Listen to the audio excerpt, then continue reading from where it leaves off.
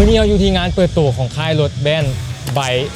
ซึ่งตัวรถขนาดก็จะเป็นแบบทรงแบบเลี่ยมๆแล้วก็หรูๆแล้วก็ลุยได้แบบเป็นอย่างดีเลยถ้าว่าใครที่มักรถประเภทนี้เนาะต้องบ่พลาดคลิปนี้เด้อซึ่งว่าหน้าตาจะเป็นยังไงนั่นเนาะพร้อมแล้วไปเบิ่งกันเลยก่อนที่จะไปเบิ่งรถเปิดตัวใหม่ในมื้อนี้เราจะพามาเบิ่งรถทั้ง3รุ่นที่มีขายก่อนหน้านี้กันเริ่มที่คันนำอิฐไบค์ BJ 40 Plus คันนี้ก็สิเป็นทรงเท่ๆมีเอกลักษณ์เฉพาะเหมาะกับการเอามาลุยดีคันต่อมาไบค์ X7 SUV ขนาดกลางครอบครัวขนาดน้อยหาใหญ่ใส่คันนี้สบายๆเลยถัดมาอีก1คันกับรถกิ่งพลังงานไฟฟ้า 100% ไบค์ EU5 Plus รูปทรงพอดีบ่น้อยบ่ใหญ่เหมาะกับการใช้ชีวิตประจำวันเลย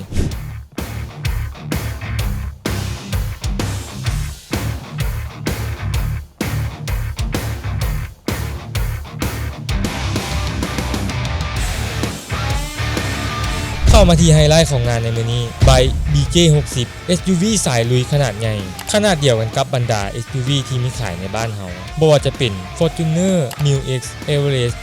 สำหรับรถคันนี้มาพร้อมกับขุมพลังเครื่องจักร 2.0D พ่วงด้วยระบบ Mild Hybrid ขนาด 48 โวลต์ที่จะเข้ามาช่วยเพิ่มความแรงให้กับรถและช่วยให้ประหยัดน้ำมันนำเมื่อรวมเข้ากันแล้วสามารถผลิตกำลังได้สูงสุดที่180แรงม้าแรงบิด480นิวตันเมตรจับคู่กับเกียร์อัตโนมัติ ZF 8 Speed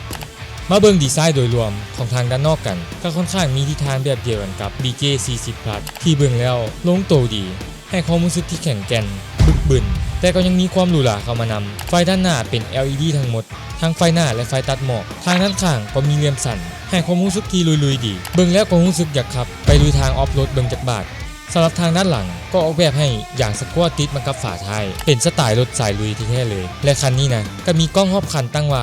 540องศาเลยเด้อ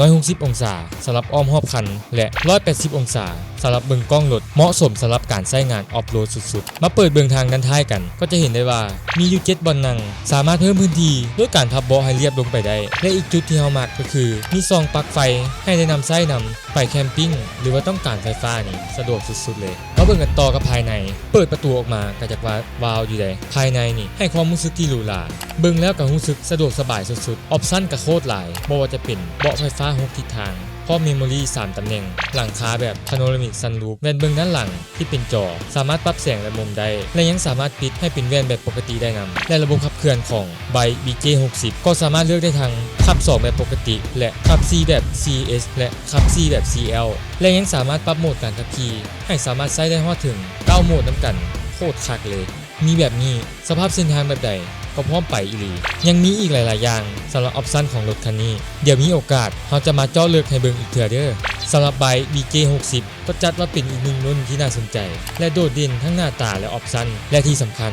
ราคายังจับต้องได้ง่ายอีกเด้อท่านผู้เบิ่งท่านใดกำลังเบิ่งหารถ SUV ไปใช้งานอยู่ลองมาสัมผัสเบิ่งเด้อที่ห้องขายของไบค์ลาวตั้งอยู่บ้านสะพังมึกเมืองไซธานีเส้นทางไปดอนเมืองคลิปนี้ก็ต้องขอขอบใจไปยังไบค์ลาวและบริษัทซินเนซิสผู้จัดจำหน่ายรถไบค์ยังเป็นทางการในประเทศลาวที่เชิญชวนเฮามาสัมผัสไบค์ BJ60 ในครั้งนี้คลิปหน้าจะเป็นอย่างอย่าลืมกดติดตามพวกเราเรื่องของรถออกค่าไว้เพราะพวกเราเรื่องของรถบ่ได้มีแต่รถ